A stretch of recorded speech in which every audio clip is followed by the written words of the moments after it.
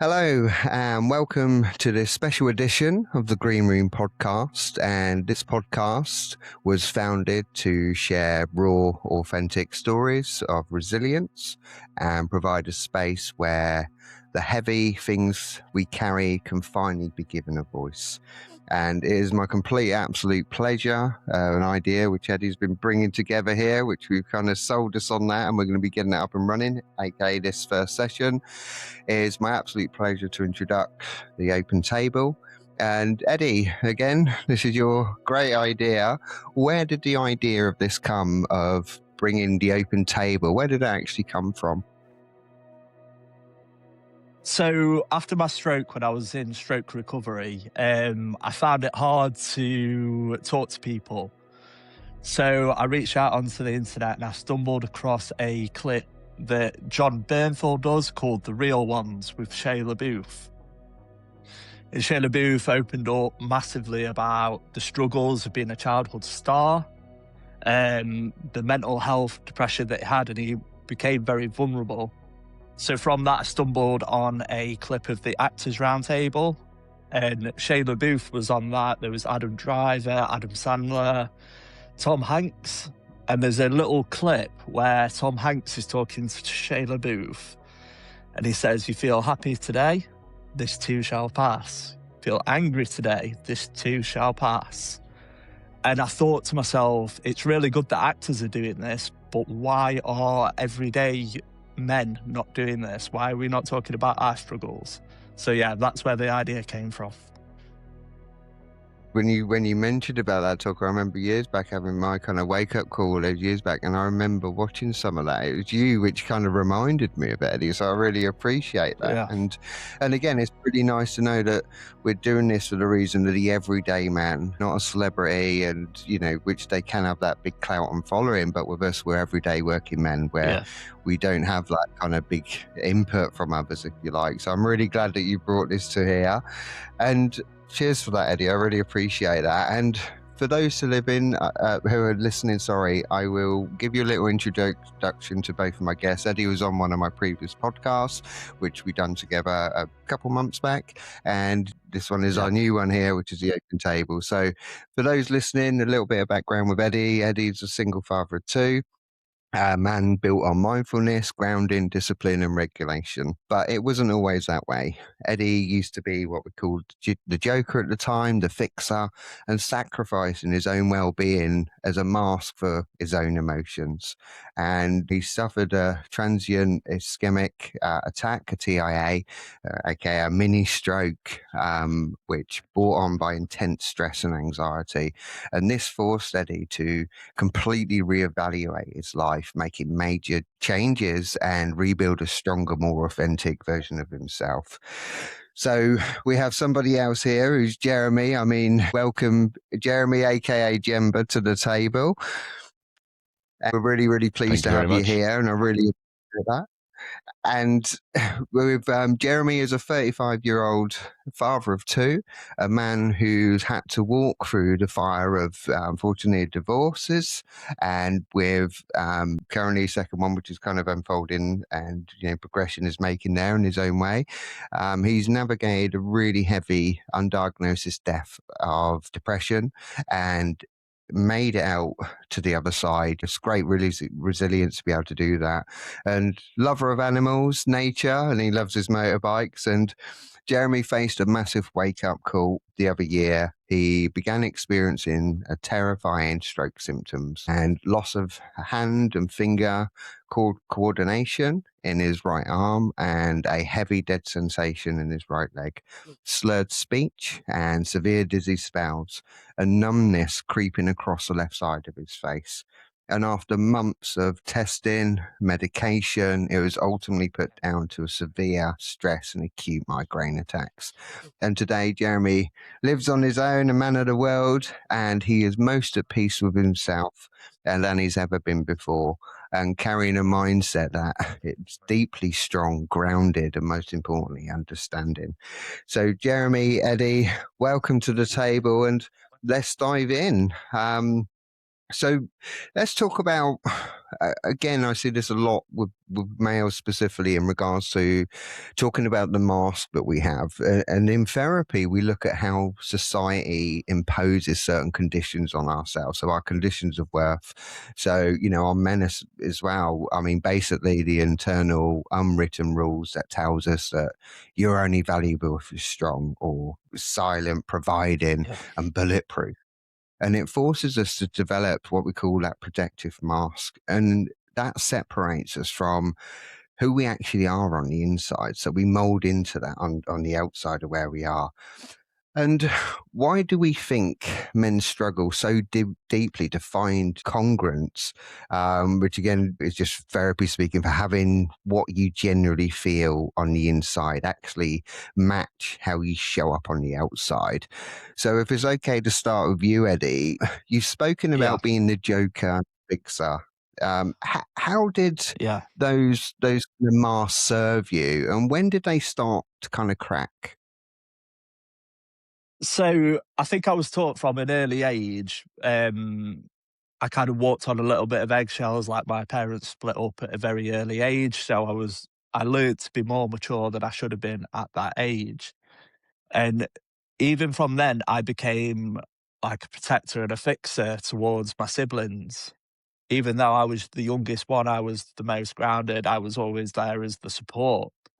I think I carried on learning that no matter how much I suffered internally, I don't want someone to feel that. So I started becoming like the laugher, the joker, someone that you could count on for a laugh. And if I didn't laugh, then there would be something wrong with me, everyone thought. But it's just normal everyday habit. But I felt that pressure then to maintain this persona that I'm going to make you laugh because I do not want you to feel like I feel. Um, and obviously that carried on um, until I kind of realized towards when I had my stroke, the only reason that I was doing this persona, the people pleaser, the fixer, the joker, was because I had a massive fear of like abandonment. I would be scared of losing a person out my life. So I would try my hardest and go out of my way just to make them happy. And that's when the stroke hit me. And after that, I kind of felt enlightened that you need to drop this act. You shouldn't be scared of losing people. People will come and go, and that's just life. I really appreciate, and you've really highlighted a lot. And, just from my experience with males' patterns of behavior, I'm not saying I'm a complete expert here, but the key part of what you said about there being scared, there's so many guys out there. And even now, I get a bit of a lump in my throat about this because, when you see a guy who's so Mm, kind of got this mask on and deep down, they're so scared. God, I get a bit teared up about this. And it's really hard for them to be able to drop that mask and recognize who they are and what they want. And you've done an amazing way of doing that. And you mentioned about fixing everybody else, and it's what we say in CBT, in cognitive behavioral therapy. It's what we see as what we call cognitive distortions, and it's an unhelpful thought pattern where we believe we are responsible for everyone's happiness but our own. And what yeah, what cost, as we know, with yourself, that much pressure. I mean, to the point of your attack. I mean, guys are so terrible at doing that, pushing themselves to the extreme until something really bad happens. And I don't know what it is. That's when our wake up call happens. So I really appreciate it, and that you've really hopefully given the listeners some really good insight in that, and especially when I've seen guys do it. As you know, it's so deadly, and sometimes worst case scenario happens. So I really appreciate you sharing that with me. And and just a question to you as well, Jeremy. And you've managed to navigate like depression without, like a formal diagnosis. And you spoke about in regard to, I'm not saying that therapy's for everybody, but carrying it silently while going through like breakdowns of marriages. What mask did you wear during those sort of days, the darker days, if you like, just to get through work or even see your kids? I mean, what was going on for you for your side of things there, Jeremy?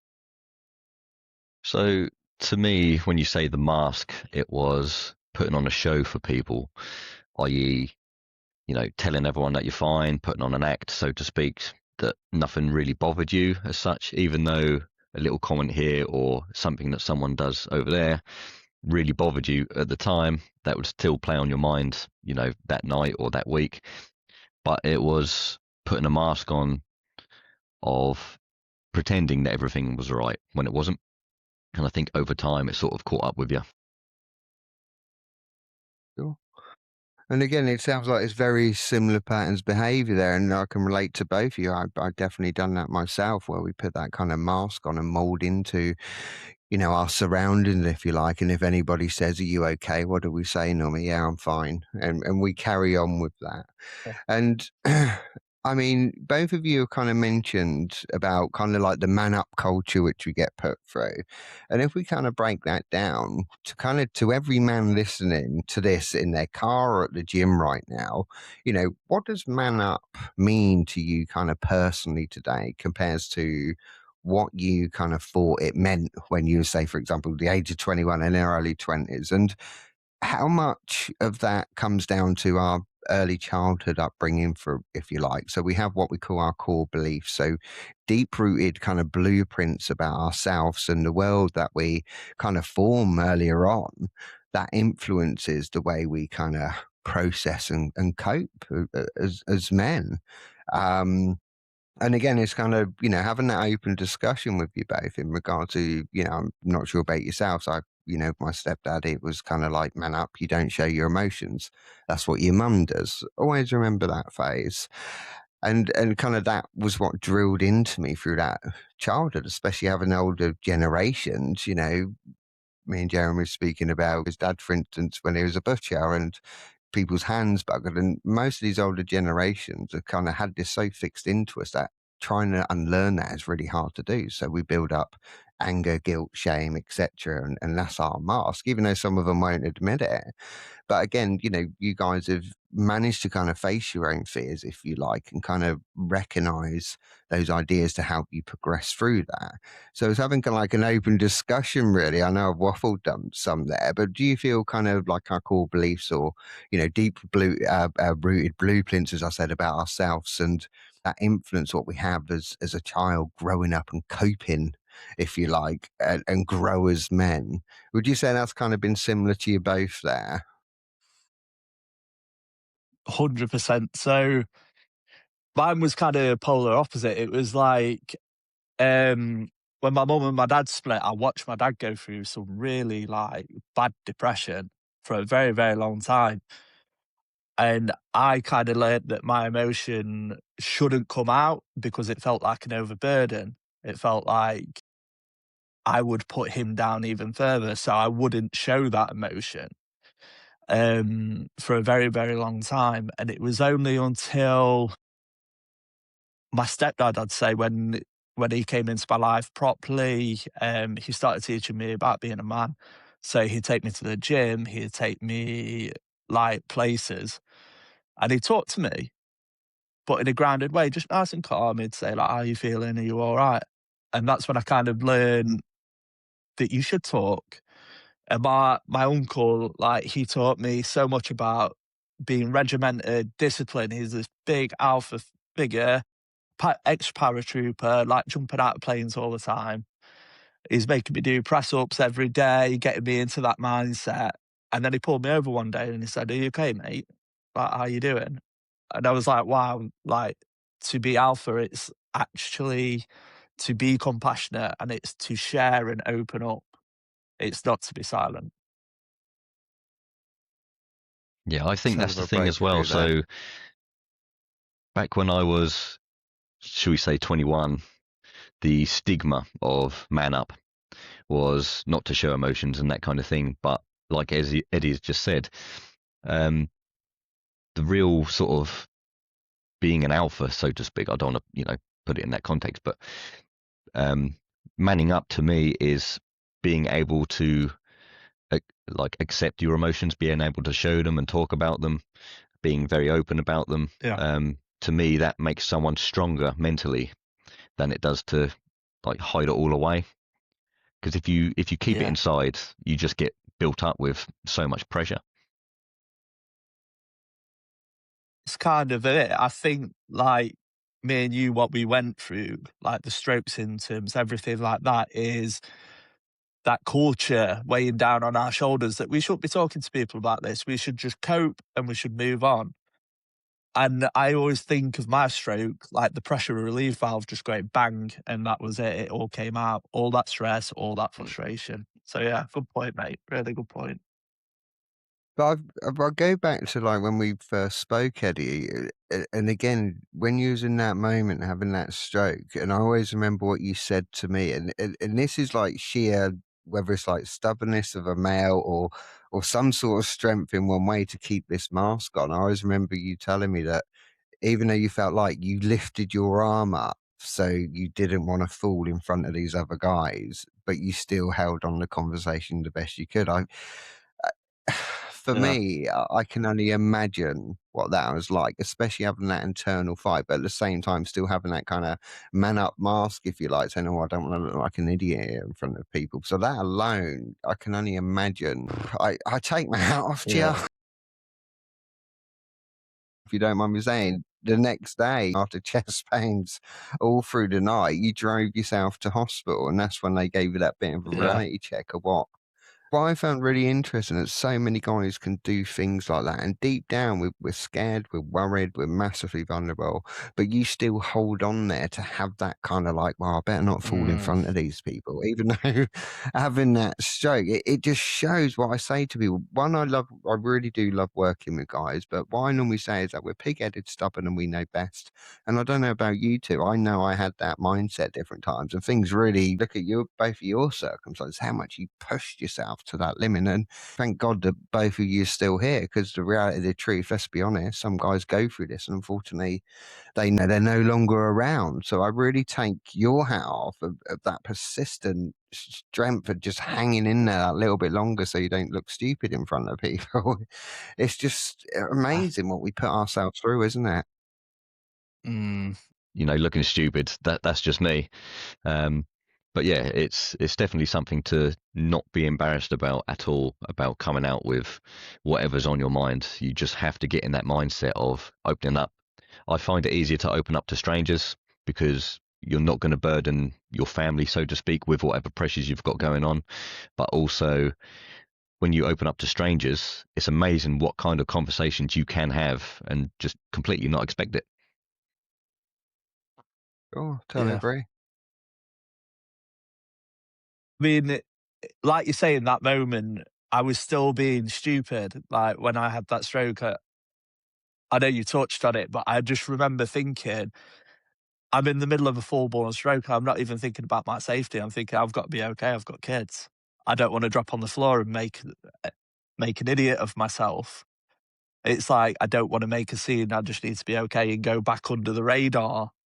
And that's what I did. Like, I went home 15 hours later. I'm still having pains and I'm still like, I don't want to make a scene. I can't make a scene. And then it was only because people were like telling me off, my friends over message, like saying, go to the hospital. And I go to the hospital, that I picked myself up and went. It's crazy. It's a mindset that needs to change. It's a problem. And both of you both know that it's what I say to any guys, even in my therapy sessions sometimes, for some of these guys to really gain trust with me and drop that guard down, it takes a real brave man to be able to do that. And, I've worked with people who have been, let's just say, well-known skateboarders through to scaffolders. And you can really see these guys really holding it in. And what I normally say, sometimes we go into this kind of childlike state or mode, as I should say, that we're massively vulnerable and all we want somebody to sit with us and kind of nurture us through that time. I don't know about yourself. There was a couple of times through my life where I was really struggling, and even if it was just a simple hug, I wouldn't admit it at the time because I'm a man. But even that, just to kind of give them that comfort to say, "Do you know what, you've got this, you can do it."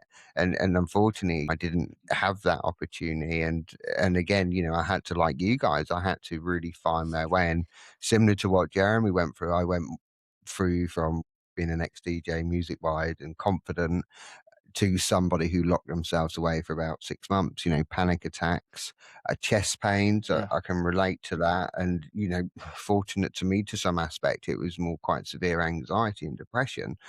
But again, it's so hard, and I can truly say it's really scary, but at the same time, it's really inspiring when guys can really open up and say, "Do you know what? Deep down, I'm bloody petrified. I'm scared, and I don't know where to go." And even now, that puts quite a lump in my throat because over the years, I've seen so many guys in that position, and when you see them drop that guard down, you can really see the relief with them. And don't get me wrong, I use a bit of humor in my sessions as well, just to take off the edge. But I mean, again, for me, I feel such relief for these guys, especially if I've had some who've come to see me for 10 individual sessions, and I've really kind of digged at the core of our core conditions, what our thoughts are, how they feel, how they see themselves. And sometimes it can take us quite a few lot of sessions, and sometimes you can see them really holding it in. And then eventually they release, as I say, that pressure valve of those emotions. You know, I've had guys teary, they feel stupid, they feel ashamed because they've done it in front of me. And I said to them, "So this is your space to do that. I'm not going to sit here pointing at you and saying, oh God, look at the big sissy crying his eyes out, if you like." But you can see once they start doing that, that transition really starts happening because they're not holding it in no more, and they're dropping that mask, and they start to recognize, like you guys do through relationships or how we start discovering who we are, what our needs are, what our wants are, and we're more open with our emotions now because we've had to try the long way. It didn't work. So we're going to try an alternative route, which hopefully is more better for our own well-being, if you like. So that kind of, it's really interesting, similar sort of stages we all go through, especially, with you guys. It's been quite extreme where I kind of shut myself away. I couldn't even walk up the road because all of a sudden I felt everyone was watching me, looking at me. And there we go, the anxiety kicks in, and it was like, I've got to get back to my safe zone, my comfort zone, which is my bedroom. And when I closed that bedroom door, I felt massive relief. It was like the world can't get to me. And as you know yourself, it takes so much confidence to kind of face that fear and grow with that fear. And we will have step backs, we will have down days. That's part of the parcel. But it sounds like both of you guys, like myself, have learned to release that pressure valve and open up. And even if it's just somebody you're happy you're doing that, because otherwise we know ourselves. What we're going to do, we're going to store this. It's still going to be there. We can travel the world, we can go wherever we like. But what happens? That elephant's still there until, like you guys have had to do, you've had to really get cornered with it and turn around and face it. So I really admire what both of you have kind of been through on there. And thank God that both of you are still here because, as we know, statistic wise, especially with male globally as well as UK, it's really high. And I'm hoping, as we all spoke in regards to, even if we're helping that one person who hasn't had the strength like we had, and if they can relate to any of your stories and reach out anytime, that's the purpose of this podcast, to be able to help that person who hasn't got that support. So, appreciate you both hearing my waffle there, but it's really, really interesting of what you both go through, and it's very similar patterns of behaviour, what many of us do because of that guilt, shame, and looking stupid. I mean, any of you guys got any input on that at all? My waffle? I mean, you hit a very good point there about walking down the street, for instance, and you feel like other people are looking at you. But again, if you don't talk about it to other people, you don't realize what they're also going through. So you're not alone. It's just if other people were to open up about it, it's having that courage to open up first, which is the hardest part. But it's amazing how many people are actually going through a similar kind of situation or different steps of that same phase. And you just don't know it's out there unless people talk about it. Yeah.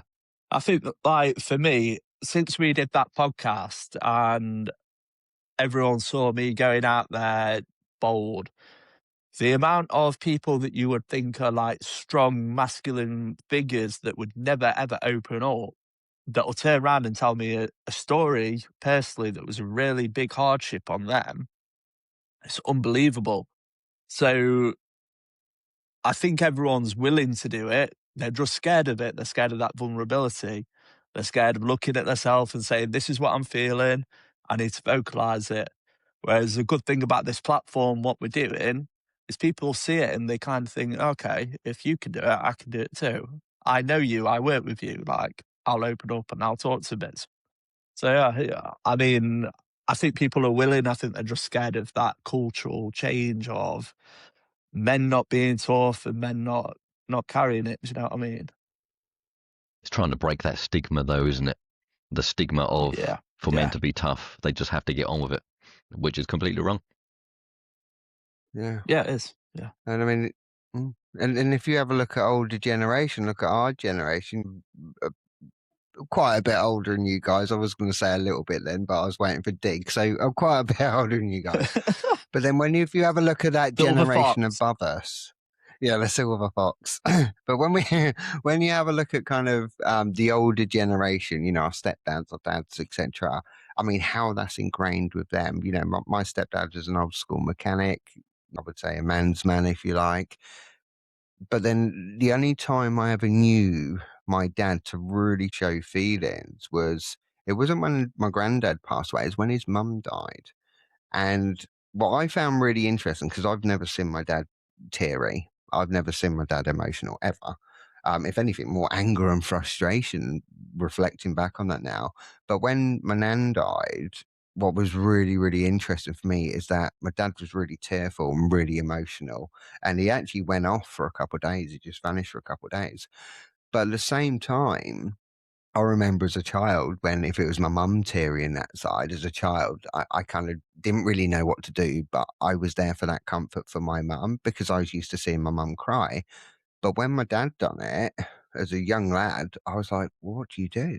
What what do you say to Yeah. him? I really didn't know because all through my head at that time was, well, if I go over and say to him, you okay? He'll probably say, "Well, of course I'm effing okay. What do you think I am? I'm not a woman." Yeah, I mean Mm. that's probably similar to what he'd probably say to me, and then just go off and just avoid it. But again, how very similar patterns behaviour, even though it's older generation, but it's ingrained more. And I normally say to people, it's like deprogramming yourself, and change is scary. Being open's scary, as we know. But I mean, when we look at the long route we take, and we have this kind of emotional water well, if you like. And if we keep storing those emotions, what do? Something's going to give one way or another, whether it's anger, frustration. Some people go down that route. Yeah. Some people just carry on and think I'm fine. But it's there and it builds, doesn't it? And it's what I always say to people, you're like a cow waiting to boil. Something's going to give. And even if it's the neighbor's cat, for instance, aggravated you can take your frustration out on there. And it's so unhealthy how we do that. But so many people, guys especially, do that. For me, I find it fascinating, but hearing your guys' story and how you've done it, you've had the courage to face it, which was scary, I'm sure. But at the same time, if you look at your own personal growth now, if you both could kind of see yourselves going through that time, whether it was the stubbornness, the pulling the mask on, what would you say to that guy who was hanging in there, was kind of pretending everything's all right? So if you could speak to kind of like your younger selves at that Yeah. point, and when you're in that little vulnerable moment on your own, which can be quite scary, and the future Eddie or the future Jeremy appeared, what would you say to that person in the room? What would you tell them when they're in the thick of it? I'd honestly, I'd tell them to drop the ego and talk. And it's as simple as that. That's what it is. It's your ego is too big. You need to drop it. You need to become a real man and open up. That's what I would tell them. It's as simple as that. Yeah, for me, I guess it would be, just open up, talk to more people, so to speak. And if I could tell my younger self, should we say, I'll just say, it does get better. You just have to help yourself to make it better. Yeah. Yeah. And I can kind of relate talking to my younger self now. If I was locked in that room, I'd probably tell myself, look, this takes one step at a time. And the reality, the truth is, all these people you're walking past, to be honest, you're not that important to them because they've probably got all sorts going on with themselves. So you're not going to be the limelight because you're walking down the road. And you can gain some resilience and confidence from that if you take your time, where you guys kind of Yeah. had a different effect, if you like, with that. So you guys, I love it with what Eddie says, it's kind of a more man up way, but more opening up about your feelings approach instead of saying, well, you're a bloke, get on with it. And the same as you, Jeremy, it sounds like you started to kind of open up to say who you are and going through your feelings and start recognize yourself. And I can really relate to that there. And looking back, don't get me wrong, I'm not sure about you guys. We all have ups and downs still, but it seems like my Yeah. coping mechanism, and I'm really fortunate with the training I've done, and I'm not saying it answers all my questions because I have moments. But at the same time, I've managed to find healthy coping mechanisms instead of avoidance to be able to help me grow. And I don't know about you guys, I'm sure I've had a few moments when I've released some tears and emotions, whether it's pressure from work, Yeah. personal life's going on. But I mean, I've done it more like that now where I can release it. I do my meditation, my hiking, and I found my answers there. But at the same time now, I find myself sometimes I can be triggered and I feel that old Garen with the anger and frustration kick in. But then I managed to work with it and I hit, let's say, a 4 or 5 in my scale instead of a 9 or 10, if you like, and I press the fuck it button. So there's a big Yeah. transition there, I find. And do you guys find now that even though we do wobble, like I said there, but how looking at it now, where all of us seem like we took the long way round, many of us do, but how does it feel you found kind of that comfort in yourself and giving yourself that reassurance, saying, do you know what, I'm doing all right now. I can get through this. How does it feel you're doing that now instead of deep down knowing it but not telling yourself now? Mm. How do you both feel about doing it to yourselves now? Um, I ca- so when I was in stroke recovery, I like obviously I shut myself down, like we all say, and I realised it was the wrong way. So I reached out on TikTok. That's how I know Jeremy. We were both going through quite the same situation. So from that, I took learning like lessons from that, opening up to people. It helps.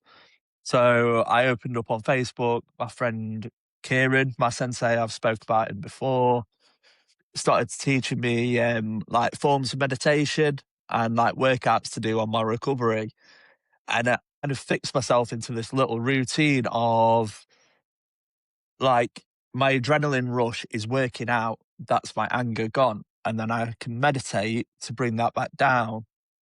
Hiking as well, nature, it clears your mind. So combining all of it is just such a massive, such a massive benefit.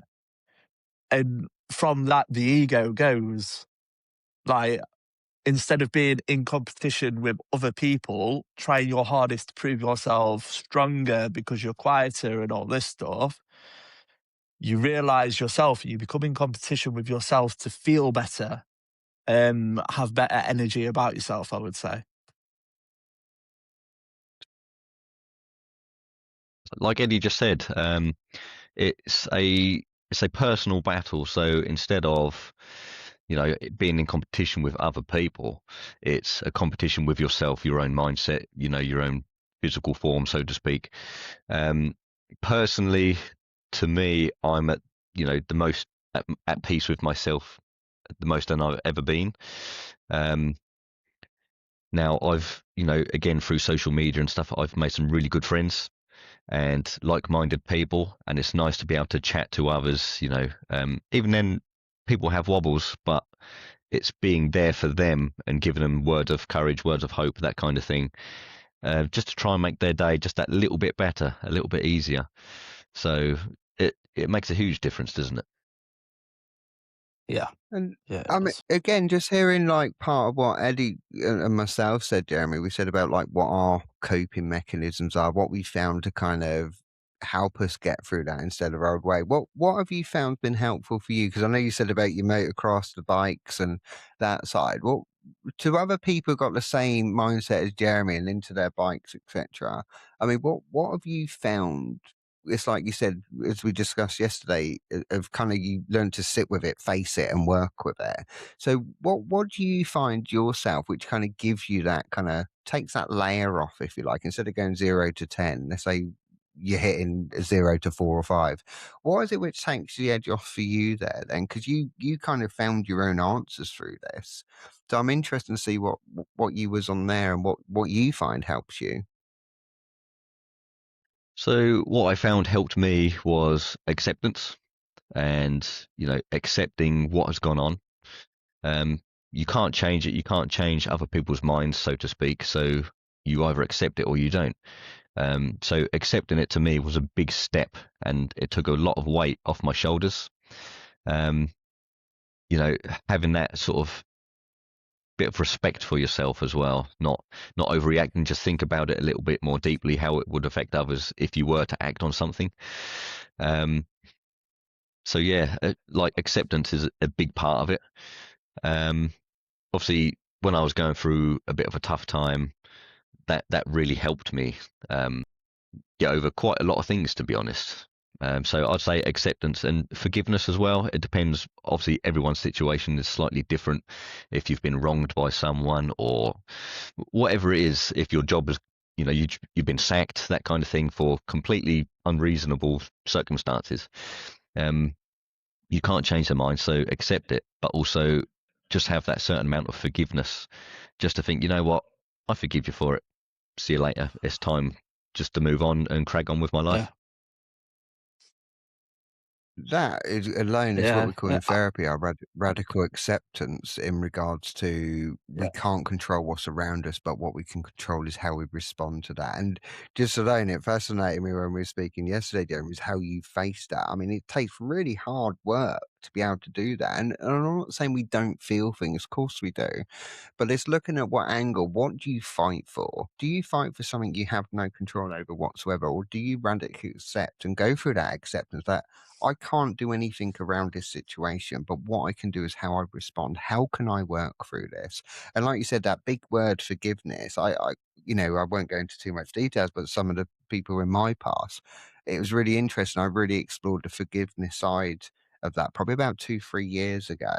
And now if any thought process come into that mind, I've generally forgiven that person. And it sounds really harsh, they're not in my life anymore. I've accepted that, and I'm quite content without them.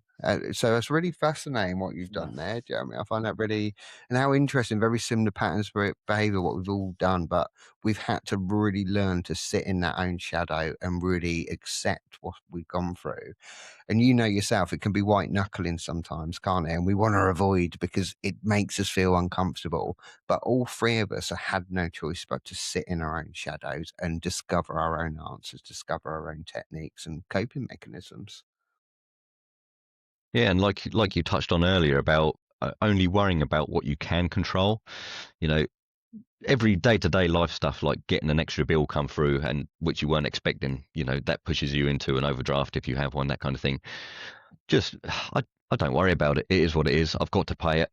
If you have the opportunity to work overtime to try and coop some of that back, it's just one of those things. Just worry about what you can control, and that again takes a lot of pressure off yourself. Because the things that you can control mostly is yourself. You can't control others. You can't control what they think, what actions they're going to do. But like you say, you can only control how you react to certain things, and that can shift, depending on how you act, it can shift from being a negative thing or a positive thing. Yeah, I agree. I was always kind of told like people will treat you as a reflection of how they see themselves. So I Mm-hmm. think when you touched on that forgiveness thing, it's vital because you're forgiving them for how they feel about themselves. But in turn, you need to forgive yourself for accepting that that's a way of life, if that makes sense. You have to forgive yourself. You have to like find a way forward. That's why these coping mechanisms are so important. It's being able to sit with yourself and say in your mind, this has happened in the past. This is what it is. I forgive myself. I release it and let it go. That's what's important. Yeah. And as we all know, it's not a walk in the park, is it? Let's be honest, because we're used to doing No. opposite to what we used to doing because we're kind of built a way around in that, aren't we? And there's a question I want to ask you, and it's kind of putting both of you on the spot here. But as we know about compliments, you've done really well. I don't know about you, even to this day, I'm kind of, yeah, I'm happy with my progression, but I Mm-mm. don't kind of say, "Yeah, I'm really proud." How do you guys receive like your confidence? This is just me looking at this in general because so many guys do this, as I know, where when I've given guys small amount of praise of what they've achieved, reduce their drinking, not press the fuck it button, not hit the anger chart, if you like, and I said, "Well, that's something to be proud of." Many guys I've seen do that. And a lot of them do this, and I use a bit of humor in my sessions just to kind of settle things. But again, generally, when I say to them, "Is that something you're proud of, which you've achieved? Do you see progression here?" And you really see their body language change, and they kind of think about it, and they do like a little laugh, and they're like, "Oh, yeah, I suppose I am a little bit proud of myself." And they go back in, and I said, "It's a good thing we can be like that." And so many of us do it. I was just wondering if you guys are similar. Yeah. I don't know, because for me, like, I appreciate if you make the comment, but in my mindset, I can always be better. There's always a next level to this. There's a new stage. So I'm not the complete product yet. And that's just my mindset. It's everything can be better. Life can be better. The way I cope with everything can be better. So I'll appreciate the comment, but in my mind, I don't register it because I know I can do better. And I don't know. So I don't know interesting. about you. That it's so many. Yeah. What about you, Jeremy? To me, I think it depends what the compliment is and who it's coming from. So if someone said to you, "Oh, you look nice today," "Oh, thank you very much," or "Oh, you're very handsome," or "Thanks," or if someone at work says, "Oh, you've done a really good job of that," and you kind of just sort of, "Oh, thank you," you just accept it, maybe just brush it off slightly. But it's when someone says you should give yourself more credit. I think that's when sometimes it really hits home and you think, "Oh, maybe I should give myself more credit."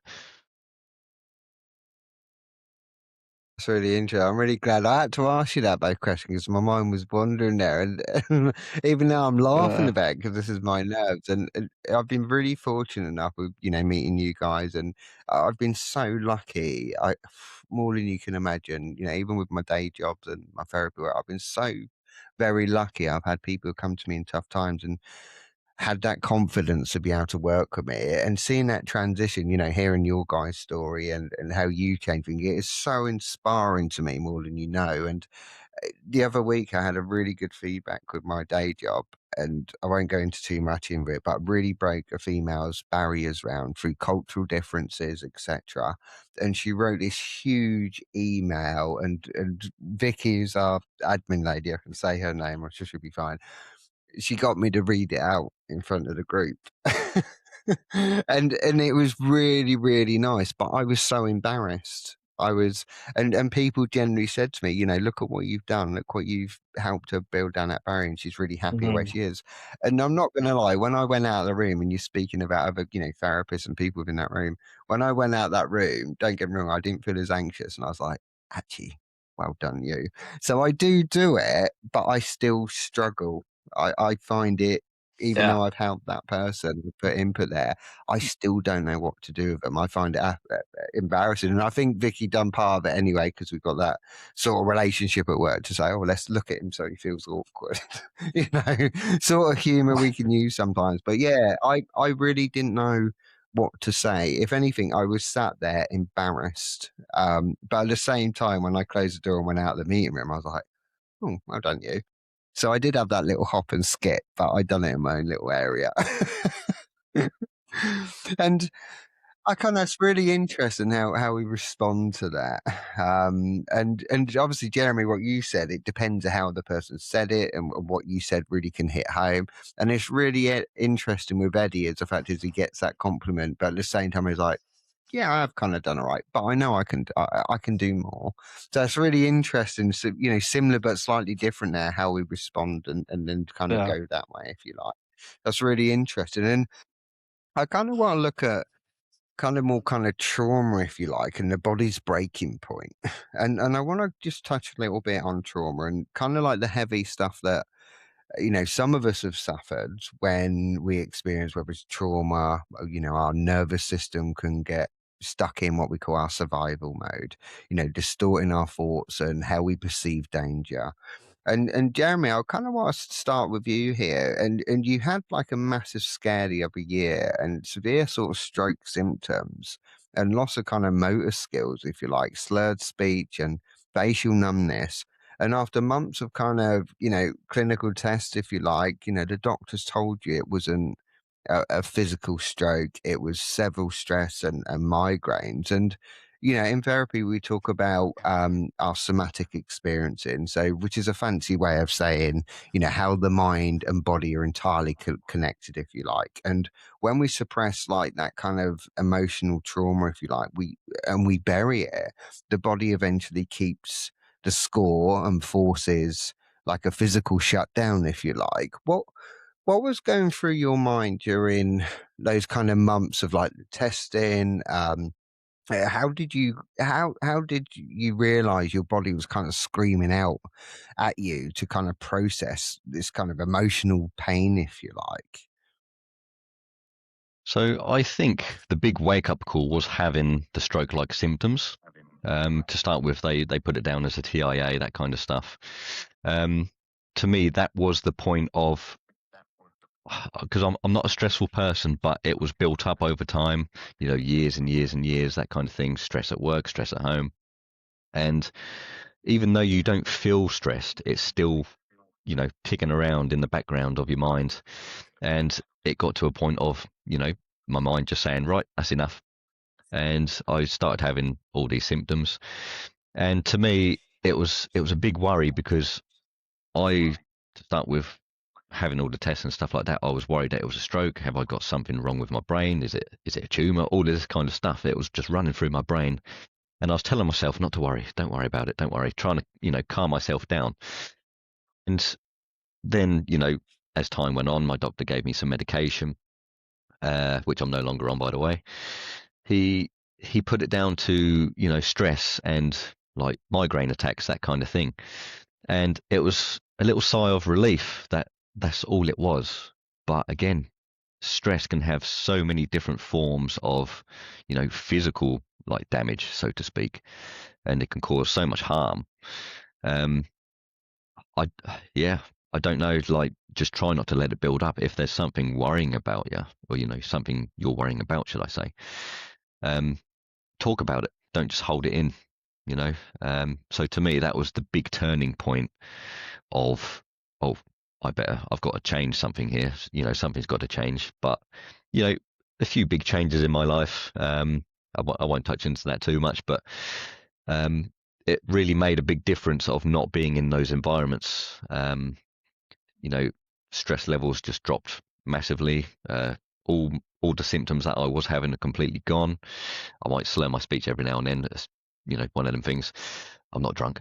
But yeah, it's sometimes you've got to remove yourself from a stressful situation, or at least have that wake up call to then realize, actually, something's not right here. I need to change.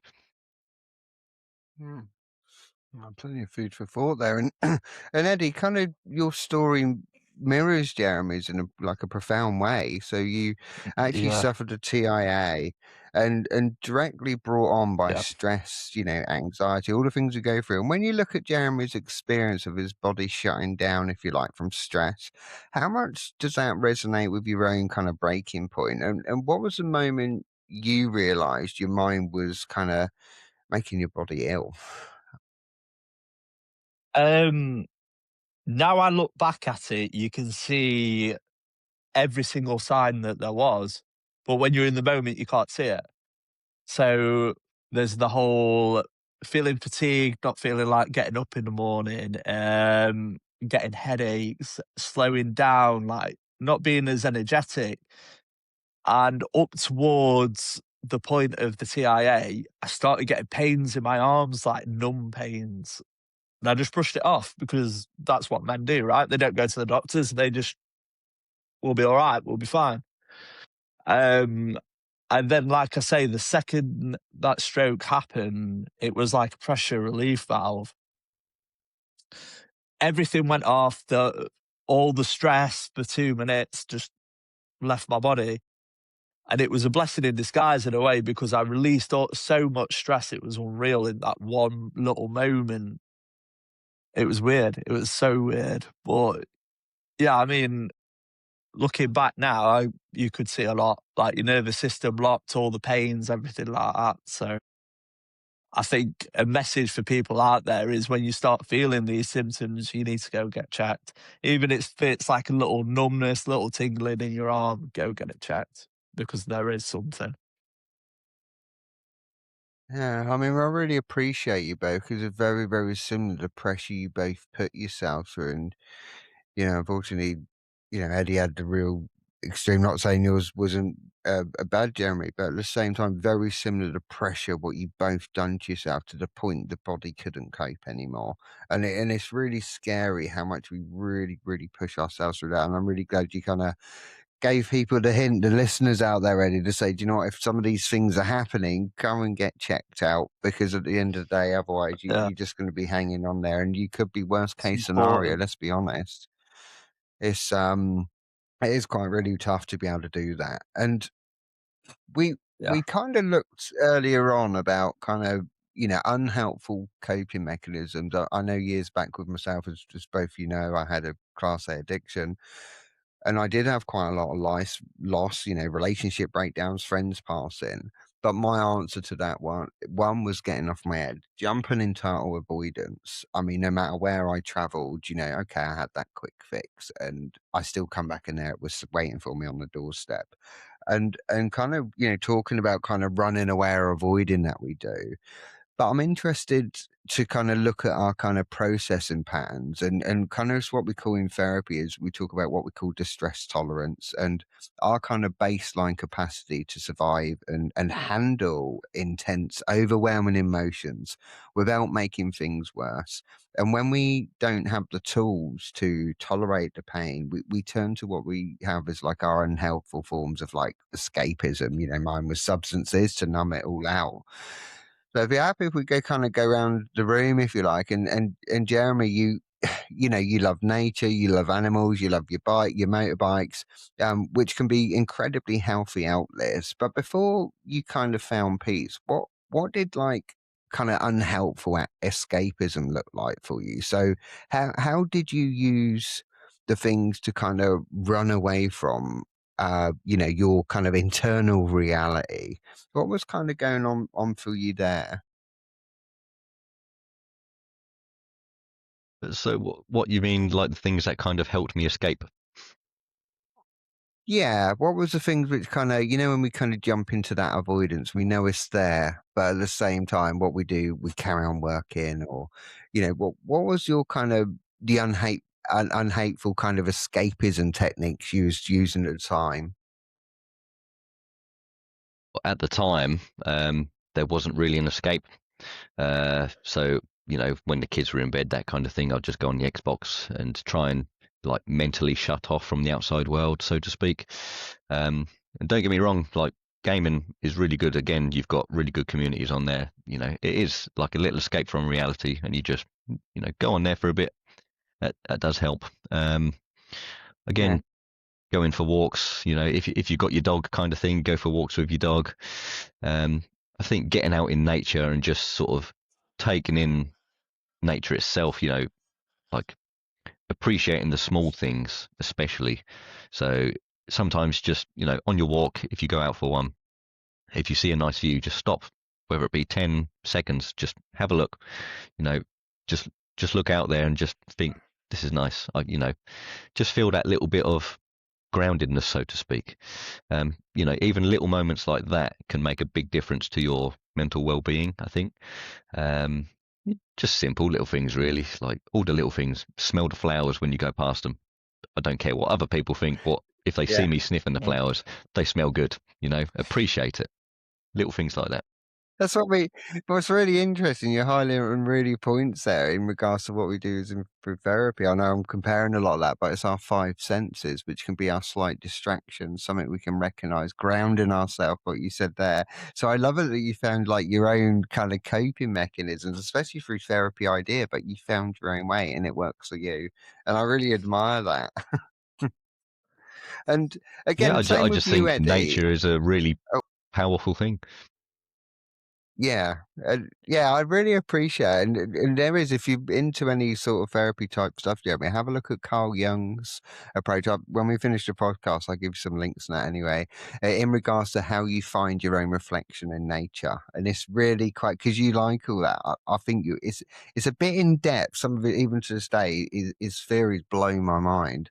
But it's really, really interesting when he seeks, because he done it himself, where he had, I can't remember where it was he was living, but he'd be in his own place and he'd be amongst nature, away from people. And because he had such an intense job, he was trying to seek in that sort of individuation, understanding who he was. So I really find that, and I can so relate to you there in regard to the amount of times I've gone into nature and discovered my own answers, no matter what I've gone through. It kind of gets rid of that distractions, those four walls caving in, everyone's views and opinions. So it's kind of giving you sort of a clear message to yourself, isn't it? So I find that really fascinating with what you do there. And kind of moving on in regards to you, Eddie, what was your kind of escape route? I know you kind of hung on there for, I've got to carry on. But what was your escape route when kind of anxiety become too loud to sit with and the pressure you had? What was your kind of escape route at that time? Uh, so when I was younger, I'd turn to like marijuana, alcohol, but I kicked that habit by the time I was like 15, 16. And then it was this fixer role, this joker that came in. And for so long, I was just people pleasing. Like, I'd always be busy. I'd go to work, I'd be busy at work, I'd come in, I'd clean dishes, I'd run around the house doing every single job that I could until late at night, bearing in mind I'm working 12-hour shifts. And even on my days off, I would not stop. The only real time that I would give myself is gym time. So Mm. this role of like being a fixer, doing everything that I could to make everyone's life easier, making them laugh, everything like that, that was the unhealthy habit. And all that was is I wanted to please people, so I never lost about my life. And that's what the stroke revealed. Wow. I had to take a deep breath for that, and Yeah. seeing so many people do that is, yeah, well, I'm glad you're both still here. That's all I can say now. And kind of, if we look at this, kind of at some point, the escapism stops working, the wall hits, and in therapy, again, I'm for what we call radical acceptance, which is kind of, which means completely accepting reality as it is in the present moment without trying to fight or Yeah. deny it. It's the most kind of it's the moment you stop fighting the storm and you admit that you're wet. We haven't been in the full storm. Okay, we've got some rain on us. And what was the kind of, you know exact situation, or the behavioral breaking point that forced kind of each of us really into a space of radical acceptance? So the moment where you looked at a mirror and said, I can't run anymore. I have to confront myself. Yeah.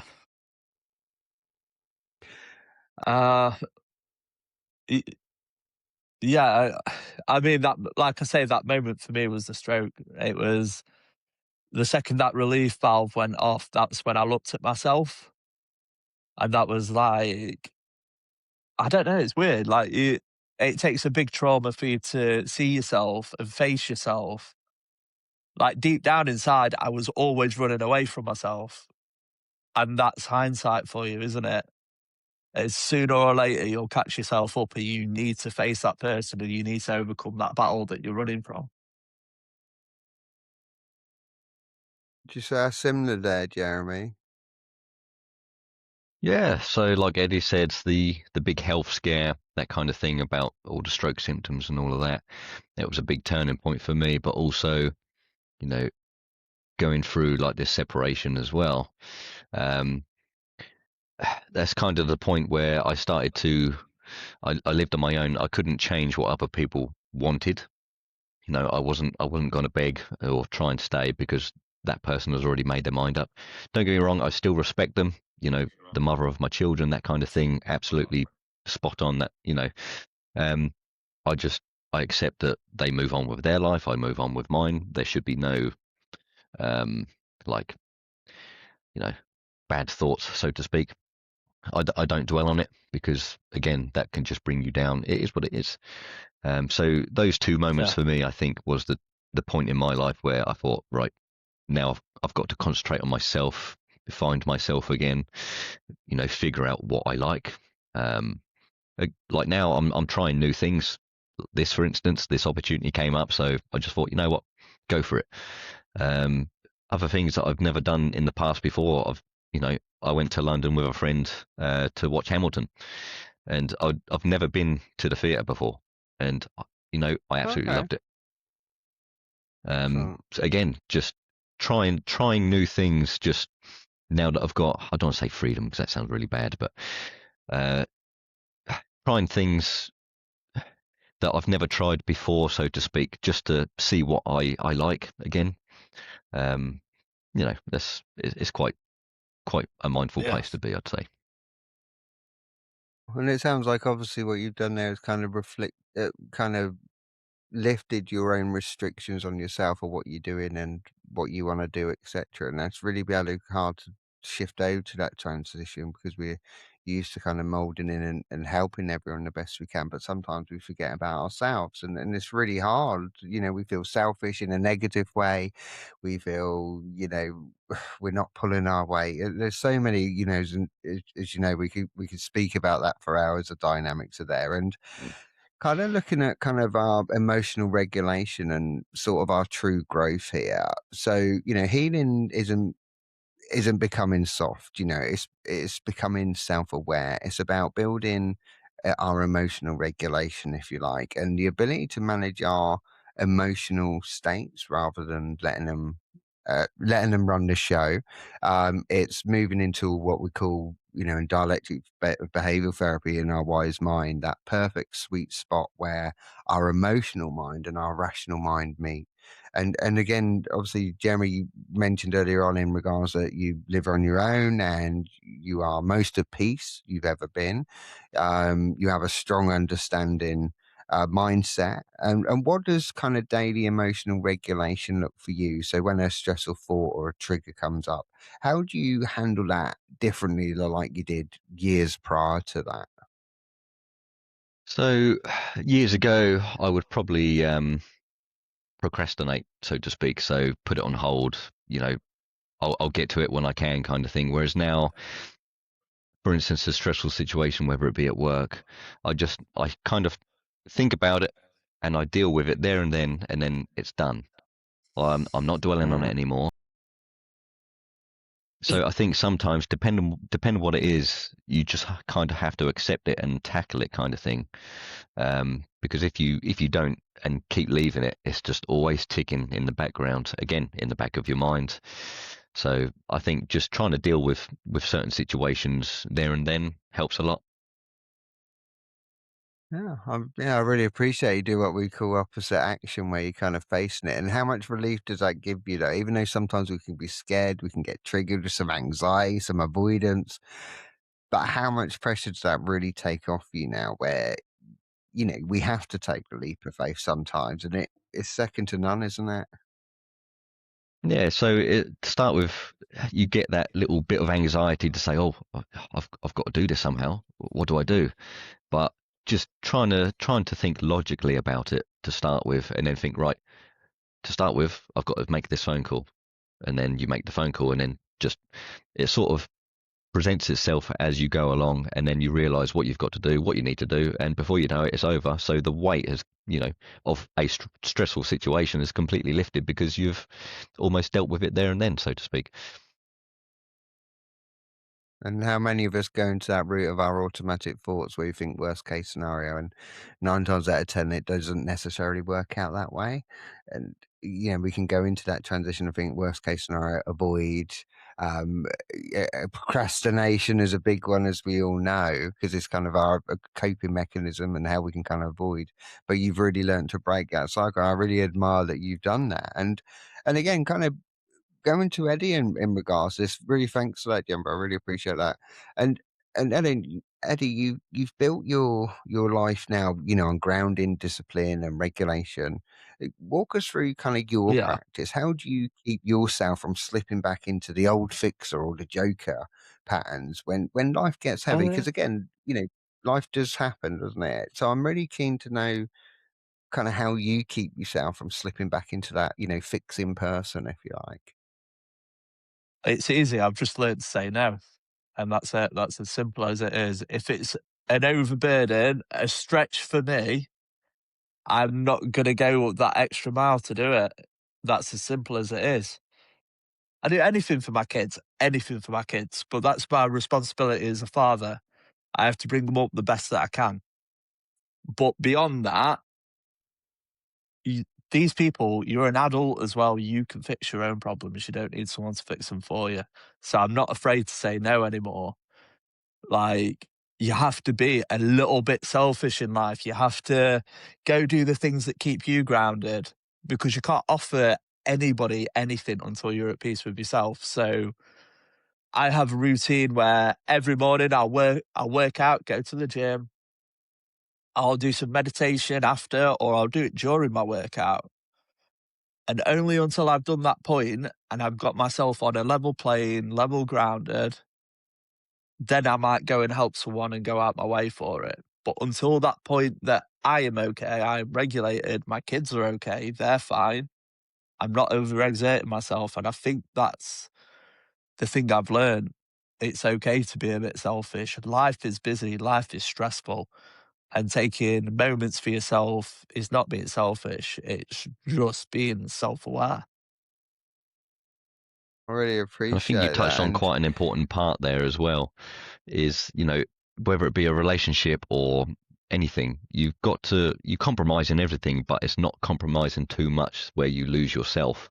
You've still got to have that certain amount of, self-respect, and, keep doing the things that you enjoy, but also, helping others at the same time. I I think that's really another appreciate that. it's another thing that's mindset of society that a man should self-sacrifice. It's the same for single mothers as well, that they should always self-sacrifice for the needs of the others. Whereas they need to learn like caring for yourself and taking moments to yourself isn't selfish. It's just you are not just that person all the time.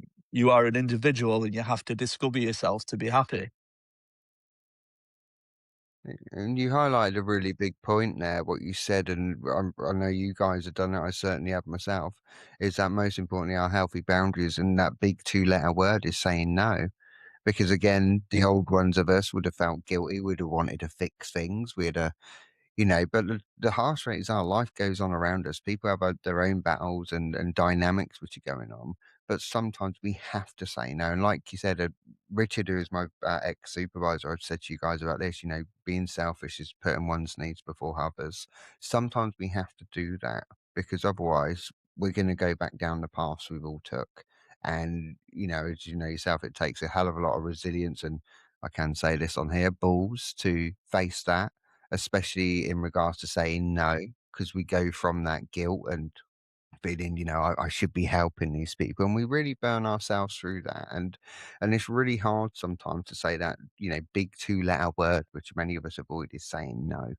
And so you really highlight Yeah. that. I think that's why I smiled and chuckled earlier, because again, there's so many guys get to that point where it's like, oh, this week, Aaron, I said no. And I said, well, how do you feel about that? They said, feel a bit relief, but I still feel a little bit guilty, which Yeah. many of us do. But we start learning that healthy thought process. And it's really hard, as you both Yeah. know.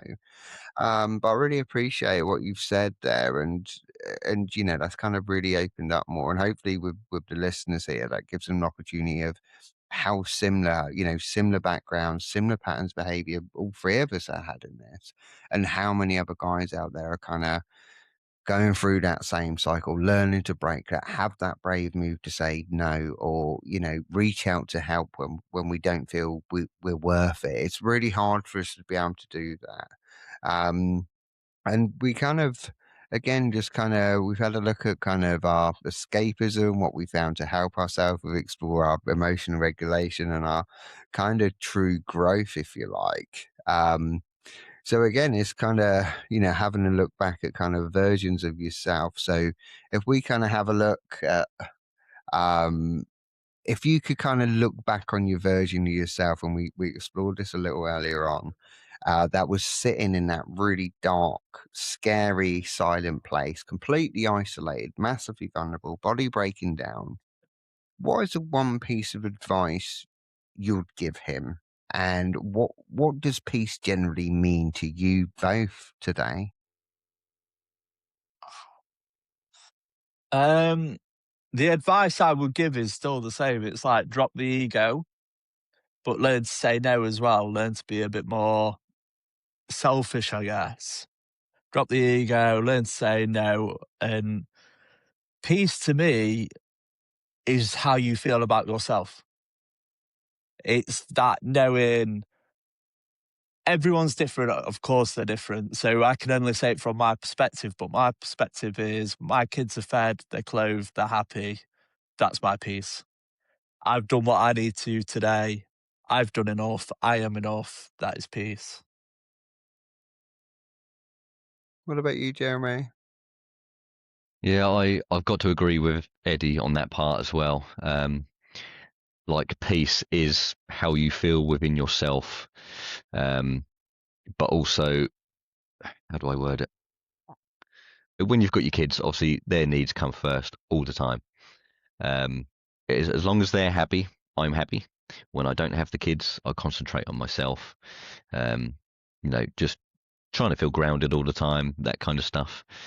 Uh, my thoughts will probably come back. So, yeah.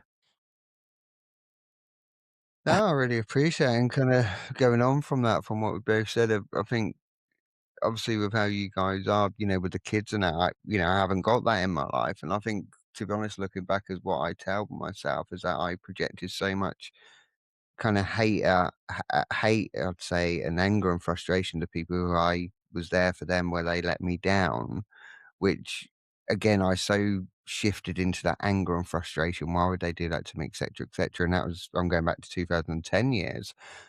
But this time around, where, I had my marriage breakdown, I thought about for the first, little while, because as you know yourself, it's like everything's changed for yourself. But what I done, I was speaking to Jeremy about this yesterday, is that I kind of learned to really sit with my stuff like you guys done. I thought, okay, you're going through all the stuff you've gone through, and you know what you know. You've got the tools in your head, all that side. How do you work with this client? And I don't do this to all my clients, by the way. I really hit it head on. So my training, my running, my meditating. I mean, mind you, I was still kind of some aspects being at my mum's, sofa surfing, staying in my car, running 3 jobs.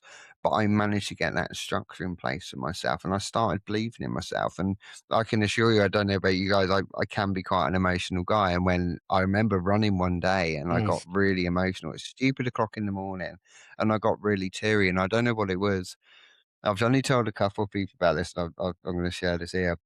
I don't know what it was, but I stopped at that moment because you know yourself with your training, Eddie, when we push ourselves that little bit too much, which I was doing, it was my ego, I'm not going to lie. But at the same time, when I stopped, there was something really kicked in me and told me to keep going. And do you know what I did? And even though the next day my legs were like jelly, but do you know what? I felt so good for that because I had to really release that stuff and find that release on myself where Yeah. I switched off from being the angry guy and resentful because people left me in the shit. I'm not going to lie. But I cut that ties from that, and now, I cast you guys as my friends, and because we're on such a similar level, and I can so relate to you both. But the thing is, now I don't have that dead wood in my life, and I can assure you, I don't feel guilty for it. I feel more grateful to those experienced people brought to me. So it's kind of, with the kid thing, I can't relate to you guys, but I give you some insight of how I responded to how I was previously, where to now, of course I get triggered, of course I feel things. Sometimes I think, oh, here we go again. But do you know what? I break that cycle and that pattern, and I have to put myself at the front. If I don't, as you guys know, my family members are gone. A lot of my closest friends over the years did pass away. So, I don't have like the family members, I don't have the kids to fight for, but I have to fight for myself because the reality truth is if I Yeah. don't, who's going to do that for me? And I'm very fortunate, meeting you guys. I'm really happy that you're part of the podcast. It means the world to me here. And I'm really fortunate, I see a therapist myself. I think we have to sometimes because of the therapy work I do in the day and night. And I've got an amazing supervisor as well. So I'm really, really grateful for them that, it is intense work I do. But at the same time, I've grown so much and I'm no longer angry with the world. If anything, I'm questioning more of, okay, how can I grow? How can I, like you guys, how Yeah. can I reach out to that other Garon out there or like Eddie out there or like Jeremy out there? And as I say about this podcast, this isn't about fame and how many clicks I get. I don't care. I mean, but many of us have been in that dark place, and luckily we found our own kind of ground and dug ourselves out the hole. There's guys out there who are not brave enough to come and seek help. And like I said, I'm not saying therapy is for everybody, but that fear that we have, that kind of young boy fear of the world, we can't say no, or we've got to keep on going because if we show some emotions, everyone's going to think we're a wimp. And it's so hard for us to be able to Yeah. do that. So I really want to thank you both for, kind of being here and sharing your story. And do you know what, as I say to anybody out there, like I said, I've only been advertising through TikTok and social media because that's kind of the ways to be. But I'm generally not worried about how many views I get. I really don't. And meeting amazing guys like yourself it really truly is really inspiring. And God, I'm getting a bit choked up here, guys. So don't take the piss. Oh, um, bless you. I really do appreciate that you guys have had the brave front to connect with me and share your story with other people because as you know yourself, I'm not sure about you guys. I have gone through quite a bit of loss in my life. And these people, I don't know why they've done what they've done, but we found our own ways and we're still standing. And if we can kind of somebody can relate to what we're saying here to give them that kind of kick they need to get themselves some kind of traction and support. I feel like I've done my bit. And how do you guys feel about hearing that? And there we go. You got me. Yeah. Well, this is kind of the purpose of the open table. This is why I was so keen to join up with you and get it going. It's because it's not about us. It's about creating a sense of community. It's about men, women, all coming together, openly talking and showing that it's okay to talk. It's fine to talk. It doesn't make you weak. It doesn't make you anything. It just makes you human. And if anything, you're more at peace the more you can talk about it. So that's why I was so passionate to get it going. Because you can have amazing chats with strangers, like Jeremy said, open chats. You can connect with so many people, but it's all about community, helping each other grow. Yeah, I'd say as What about well, touching yourself, on that, Jeremy? it's about acceptance, accepting that, oh, I don't feel quite right. I've got to come to terms with it. Having a chat with people, so being open, and also not worrying about what other people think is a really big one for me. So, sometimes you can feel caged in, whether you're out and about, whatever it is that you're doing. It's trying not to worry or think about what others are thinking of you. Just concentrate on yourself, have fun, go out there, be yourself, and just just accept it. Be open. You are who you are. Yeah. Nothing can change it. Why should other people have a say in, you know, how you should act, what you should do, how you should feel, things like that. So yeah, don't be afraid to talk to people. If it is. Yeah, I don't think there's much I can add there, guys. And as you know, I waffle loads. I think the only thing I can kind of say from the eyes of my view on that is kind of, if you're in that dark place, is sometimes we have to sit in our own dark shadow, just truly discover who we are as much amongst that fear without Yeah. that avoidance, which is one of the hardest things any bloke can do. And I would challenge any male on this planet that, if people say, well, I'm okay and they carry on, but deep down, all of us have got a mask, all of us have got that fear and elements, but it's how we open up about that instead of saying, oh, I'm okay, but deep down there are niggly things. Some guys find their own coping mechanisms and progress. I get that. But some people, like as we done, pushed ourselves to our limit, carried on, thought we was okay, but hidden behind, we was entirely avoiding what was going on.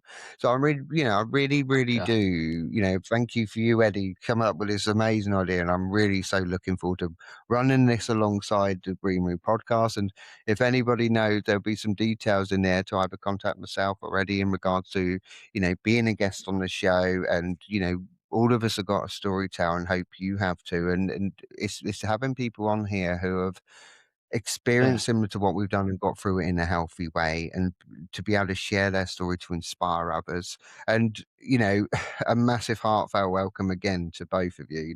Jeremy and Eddie are incredible, sharing that incredible sort of vulnerability and honesty and raw strength with today.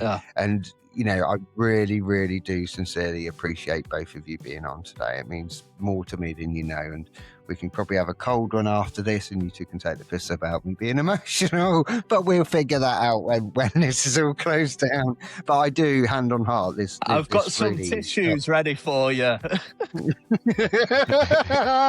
I knew you would, and I had a feeling I'd do this. Normally when I finish my podcast, people do bring such amazing stories to me and inspiring stories, and I do release some emotions, but I can honestly say this is through my compassion of what I do, and I absolutely love what I do. So really, really sincerely thank you to you both. It means more to me than you can imagine. So yeah, God, I'm holding them back.